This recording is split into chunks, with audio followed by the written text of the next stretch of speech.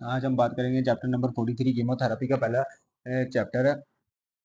अब इसमें बेसिकली हम सबसे पहले पढ़ेंगे हमारे पास beta lactam antibiotics and other cell wall synthesis inhibitor. Basically हमने क्या रोकना है, हमने ना बैक्टीरिया की जो ग्रोथ है उसको रोकना है। वो हम किन किन तरीकों से रोकते हैं। अब पहला जो चैप्टर है उसमें बेसिकली हम सेल वॉल की सिंथेसिस को रोक रहे हैं, ठीक है। मतलब हम किन तरीकों से हम उसकी सेल वॉल की सिंथेसिस को इनहिबिट कर सकते हैं। सबसे पहले बीटा लैक्टम की बात करते हैं। बीटा लैक्टम हमारे पास क्या है, ये डेरिवेटिव है किस चीज का, 6 अमाइनो पेंसिलेनिक एसिड का, और हमारे पास इसमें एक बीटा रिंग होती है। इसके अलावा वो जो बीटा रिंग है वो 4 मेंबर रिंग है जिसमें कार्बन कार्बन नाइट्रोजन नाइट्रोजन होता है। इसके अलावा इसकी हाईली सिलेक्टिविटी होती है अगेंस्ट किसके, ग्राम पॉजिटिव कोकाई के।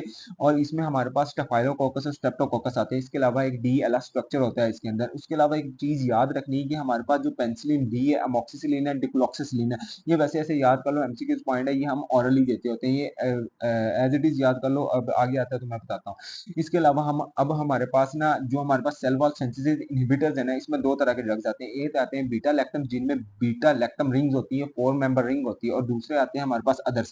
जो हमारे पास बीटा लैक्टम्स होते हैं ना, उनमें हमारे पास होते हैं पेनिसिलिन, सिफेलोस्पोरिन्स, अदर्स। अदर्स में हमारे पास मोनोबैक्टम्स आते हैं, कार्बापिनम्स आते हैं, और बीटा लैक्टमेज इनहिबिटर्स आते हैं। और जो अदर्स हैं उसमें हमारे पास ग्लाइकोप्रोटीन्स आते हैं, लिपोप्रोटीन्स आते हैं, पेप्टाइड्स आते हैं, और एंटा मेटाबोलाइट इनहिबिटर्स आते होते हैं। जो पेनिसिलिन है ना, सबसे पहले पेनिसिलिन को डिस्कस करेंगे। अब जो पेनिसिलिन है इसमें एक हमारे पास होती है नैरो स्पेक्ट्रम, एक होती है वाइडर स्पेक्ट्रम। वाइडर स्पेक्ट्रम का ना एक कंसेप्ट याद रखना है कि जो जब भी आपके पास इमरजेंसी में पेशेंट आया ना, कि अभी आपको पता नहीं है कि इस पेशेंट को क्या हुआ है, आपने उससे सबसे पहले, अगर आपने तब कोई एंटीबायोटिक देनी, तब आपने ब्रॉड स्पेक्ट्रम की एंटीबायोटिक दे देनी। कि ये होता है कि कोई ना कोई तो जो होगा वो ठीक होगा, ज्यादा बैक्टीरिया कवर हो रहे होते हैं तो ठीक तो होगा ना। इसके अलावा ना यहाँ पे कंसेप्ट है पेंसिलिनेज। देख रहे होंगे नैरो स्पेक्ट्रम के अंदर हमारे पास दो कैटेगरी आती है। एक आती है पेंसिलिनेज सस्पेक्टिबल, एक आता है पेंसिलिनेज रेजिस्टेंट। जो पेंसिलिनेज है ना, इसका दूसरा नाम है बीटा लैक्टमेज। तो ये क्या करता है, ये इनहिबिट करता होता है बीटा लैक्टम को, ठीक है। यानी कि जो ड्रग है ना जिसमें बीटा लैक्टम रिंग होती है, पेंसिलिनेज या बीटा लैक्टमेज उसे तोड़ता है। ए से याद रखना, तोड़ने वाला। उसके अलावा अब हमारे पास आगे पेंसिलिनेज सस्पेक्टिबल, यानी कि पेंसिलिनेज जिनको तोड़ सकता है, उसमें हमारे पास आती है पेंसिलिन जी और पेंसिलिन बी। इसके अलावा उसमें पेंसिलिन बी का याद रखना है को बहुत कम माइनर इन्फेक्शन में यूज करते होते हैं, उसकी पुअर बायो अवेलेबिलिटी होती है। इसके अलावा पेंसिलिनेज रेजिस्टेंस है, उसमें हमारे पास मेथसिलिन आती है, नेक्सिलिन आती है, ऑक्सीसिलिन आती है, डिक्लोक्सासिलिन आती है। डिक्लोक्सासिलिन याद रखना है कि ऑरली हम देते होते हैं। इसके अलावा हमारे पास वाइडर स्पेक्ट्रम आ गया। वाइडर स्पेक्ट्रम में हमारे पास वाइडर स्पेक्ट्रम की जो ड्रग्स हैं हम अक्सर बीटा लैक्टमेज इनहिबिटर के साथ यूज करते हैं।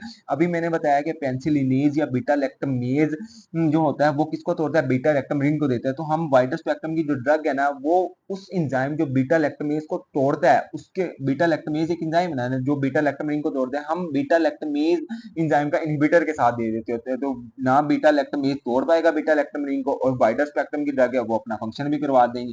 इसमें एक होता है एक्सटेंडेड स्पेक्ट्रम जिसमें हमारे पास एम्फिसिलिन अमोक्सिसिलिन जो बहुत ज्यादा यूज होती है, हमारे पास ओगमेंटन वो अमोक्सिसिलिन में आती है। उसके अलावा हमारे पास एंटी सूडोमोनॉल है जो हमारे पास बेसिकली ग्राम नेगेटिव होते हैं, पिप्रासिलिन और टिक्रासिलिन डाइकार्सिलिन। अब पढ़ते होते हैं आगे। अच्छा जी, अब हमारे पास आ गया पेंसिलिन की वही क्लासिफिकेशन बताइए। पहले हम पेंसिलिन पढ़ेंगे। एक याद रखना है कि जो हमारे पास पेंसिलिन है ना, ये पोलर कंपाउंड है, लेस मेटाबोलाइज होता है, और यूरिन में एज इट इज एक्सीड हो जाता होता है अनचेन फॉर्म के अंदर। किसके जरिए, ग्लोमेरुलर फिल्ट्रेशन के जरिए, और हमारे पास ट्यूबुलर सीक्रेशन के जरिए, ठीक है। अब इसमें एक कंसेप्ट है कि जो हमारे पास ट्यूबुलर सीक्रेशन है ना, ये बेसिकली फार्माकोकाइनेटिक्स बता रहे हैं। तो जो हमारे पास ट्यूबुलर सीक्रेशन है ना, वो इनहिबिटेड हो सकती है हमारे पास प्रोबेनिसिड एसिड के जरिए।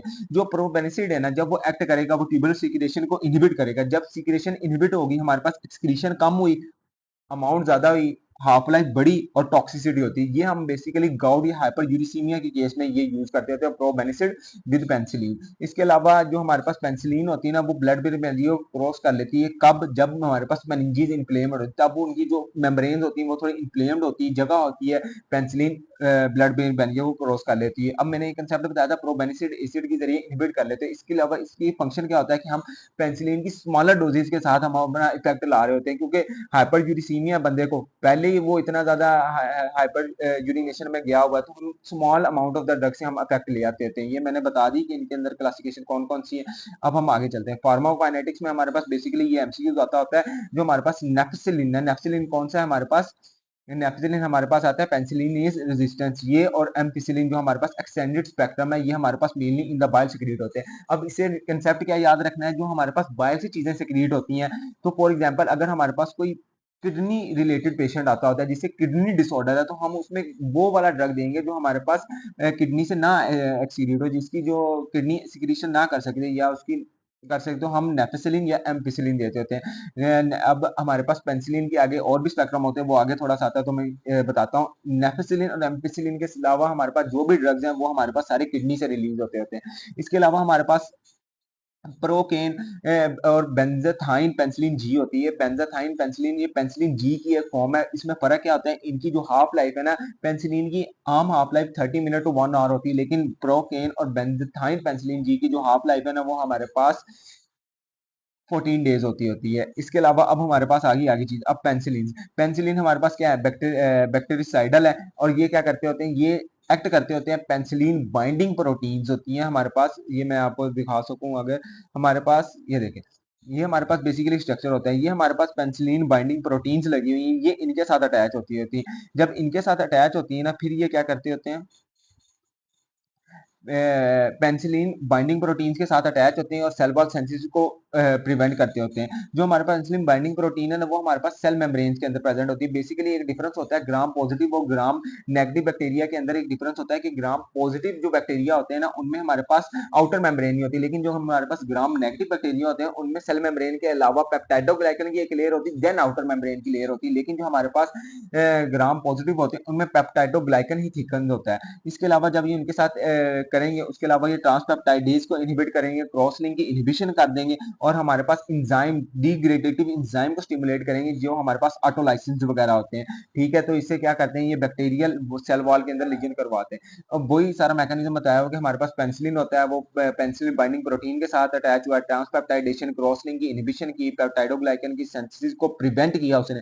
उससे क्या बना कि हमारे पास सेल वॉल डेफिशिएंट हो गया और ऑटोलाइसिस जो हमारे पास डिग्रेडेटिव एंजाइम है वो हो गया। अब इसके अलावा हमेशा याद रखना है, जितने भी एंटीबायोटिक्स है ना जो बाहर के ममालिक हैं, उनमें जो हम एंटीबायोटिक्स है ना वो एट द एंड इस्तेमाल करते होते हैं। क्यों इस्तेमाल करते हैं, क्योंकि इनकी रेजिस्टेंस बहुत जल्दी डेवलप हो जाती है। अब हमारे पास मैकेनिज्म ऑफ रेजिस्टेंस क्या है, बेसिकली हमारे पास बीटा लैक्टमेज और पेनिसिलिनेज, वही बीटा लैक्टम रिंग को जो तोड़ता होता है। याद रखना है, ये जो हमारे पास बीटा लैक्टमेज है ना, ये प्लाज्मिड जीन पे एक्सप्रेस होता है, ये एक चीज याद रखने वाली, ये याद रख लेना।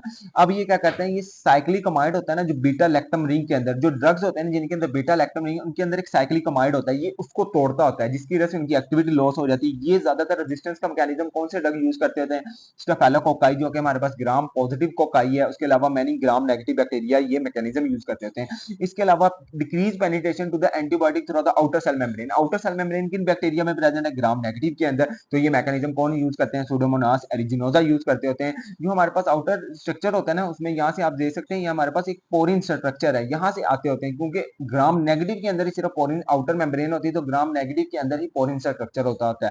ये हमारे पास हो गया। उसके अलावा हमारे पास ई फ्लक्स, ई फ्लक्स क्या होता है कि हम इंट्रासेलुलर जो ड्रग की कंसंट्रेशन है ना वो डेवलप ही नहीं होने देते, ये ज्यादातर सारे बैक्टीरिया यूज करते होते हैं। इसके अलावा जो हमारे पास पेनिसिलिन बाइंडिंग प्रोटीन है ना, वो उसकी हम मॉडिफिकेशन करवा देते हैं। तो फॉर एग्जांपल पहले पेनिसिलिन बाइंडिंग प्रोटीन यहाँ पे ऐसे थी, ऊपर को था, अब जहाँ पे उसने बीटा लैक्टम ने आके लगना था, अब उसकी हमने मॉडिफिकेशन करवा के साइड पे करवा दिया है, ये ऐसे याद करने के लिए। उसके अलावा ये मैकेनिज्म कौन कौन सा यूज करते हैं, ये हमारे पास basically penicillin resistance staphylococcus pneumoniae और methicillin resistance staphylococcus aureus basically use करते हैं। जब हम मॉडिफिकेशन करवाते हैं ना पेनिसिलिन बाइंडिंग प्रोटीन की, बेसिकली हम उसमें आर ग्रुप इंड्यूस करवा रहे होते हैं, जिसकी वजह से उसकी करवा ली।